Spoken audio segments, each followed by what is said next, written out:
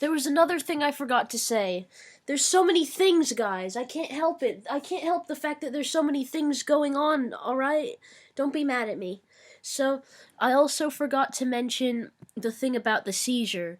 The possible seizure that I had. So, I talked about what it was like in the incident video, the first incident video. So just watch that. I don't want to describe it again because it's just too much to say, you know. But so they did a brain scan on me at the hospital, and they said that if I had good results from the brain scan, then I would be allowed to eat food.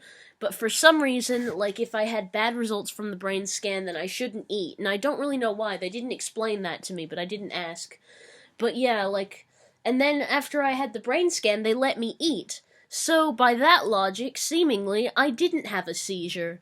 Because they were testing for seizures, you know, they were testing for seizures and catatonia. Those were the main two things. And they let me eat, so maybe I didn't actually have a seizure, I don't know. I really don't know, but, like, I don't know what else it could have been, because it felt like exactly how you'd imagine a seizure to feel, like, just complete loss of control over your body, lots of twitching and shaking, just craziness, like, and I couldn't move, like, I was constantly moving, but, like, I couldn't sit down, because it happened while I was standing, and, like, I couldn't force my legs to, like, let me sit down, so I just don't know what it could have been if it wasn't a seizure, because it's exactly how a seizure sounds, like the way it's described, and exactly how you'd imagine it to feel. Textbook seizure kind of stuff. But apparently, according to, I mean, maybe I did have one and they just didn't pick it up on the computer, or maybe the eating thing was, like, eating food thing was unrelated to whether or not I had a seizure. Like, maybe the catatonia was more, like, the factor that made it whether or not I could eat. I don't know. I just wish I knew, because, like, you just want closure on that kind of thing, you know? You want to know if you had a seizure or not. Like, if you go through something like that, you want, like, to be validated and told, like, yes, you did go through this, you know? You don't want to live without knowing whether or not that was as bad as it felt, you know?